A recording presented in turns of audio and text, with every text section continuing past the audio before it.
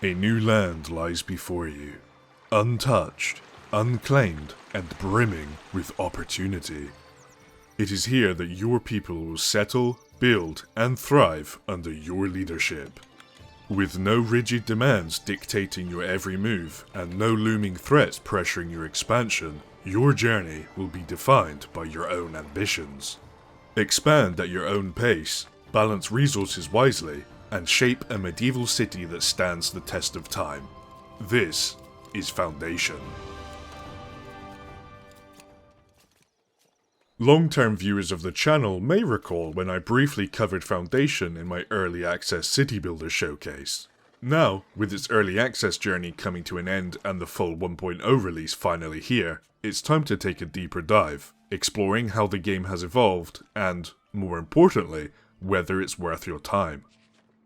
At its core, Foundation is about growth, starting with a handful of villagers and expanding into a thriving medieval society. You will gather resources, manage supply chains, and carefully lay out your settlement to ensure your villagers have everything they need to prosper. At the same time, the game fully embraces its laid-back nature, yet those who plan carefully will find deeper layers of strategy to uncover.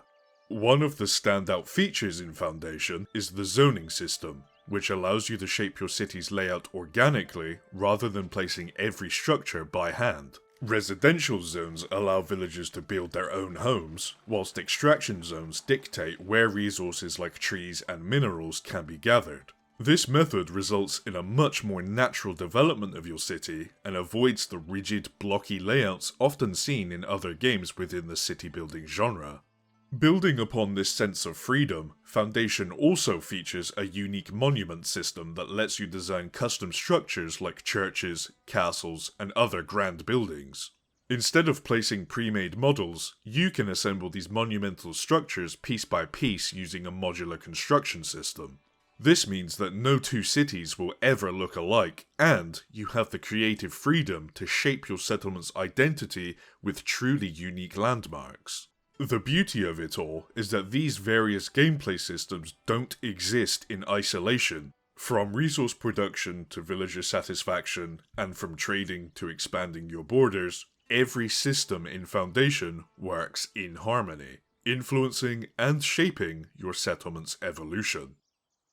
Creating an efficient city is about more than just logistics. It's also about keeping your villagers happy. Your villagers have basic needs: food variety, housing quality, and workplace proximity, to name but a few.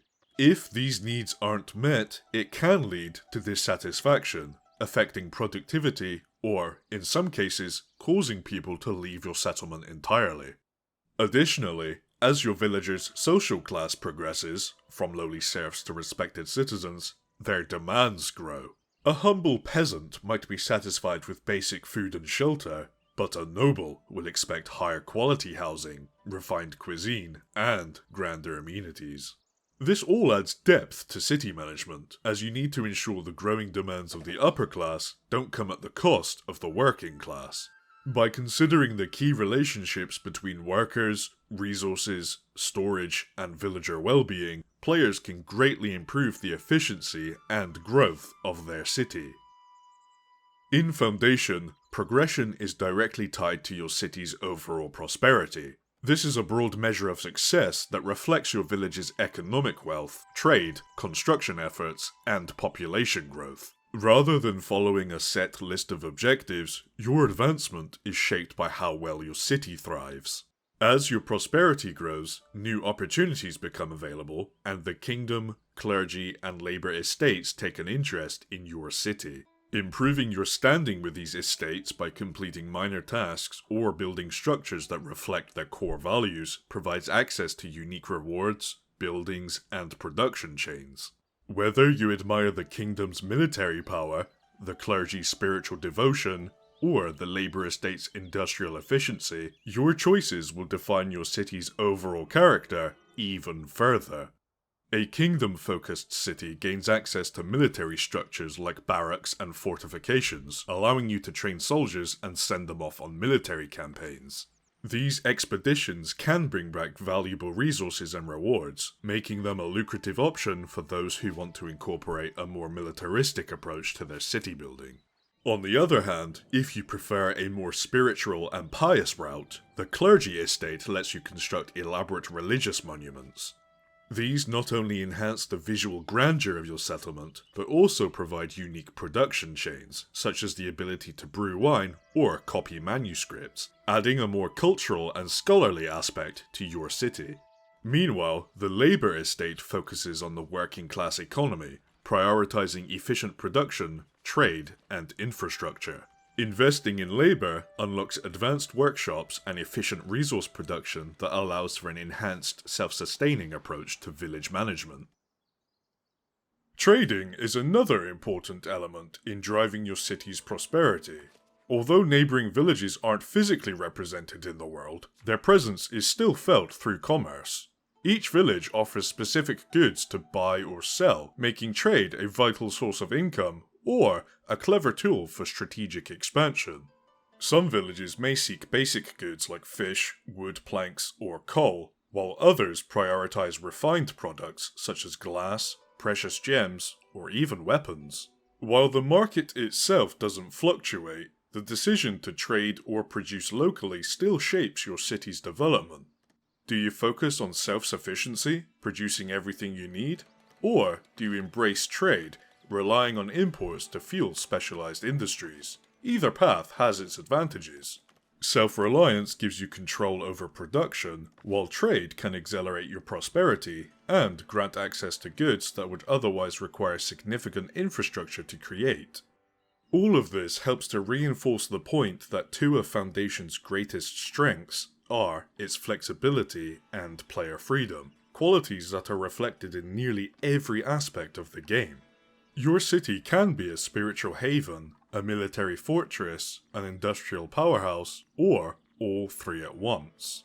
Trade, estates, and city planning all fuel your prosperity, offering countless ways to shape and refine your medieval legacy.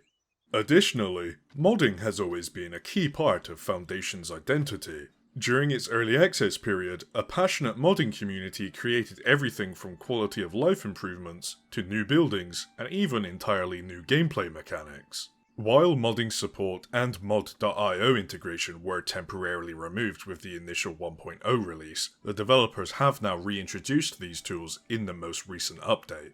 This not only enhances the game's creative potential and longevity, but also empowers players to shape Foundation in entirely new ways. No matter how you decide to model your burgeoning medieval metropolis, the open-ended nature of Foundation means there's no real end point. Once you've unlocked all the progression tiers and built a prosperous city, the decision is yours to continue expanding, continue refining, or take on a fresh challenge with new goals and increased difficulty. So, with its focus on player freedom, expressive gameplay systems, strategic depth, immersive atmosphere, and expanded community support, Foundation caters to both seasoned city-building enthusiasts and newcomers alike, allowing you to craft a living, breathing medieval city that feels uniquely yours. Needless to say, I highly recommend it. As always, thank you so much for listening to me waffle on about video games. See you next time.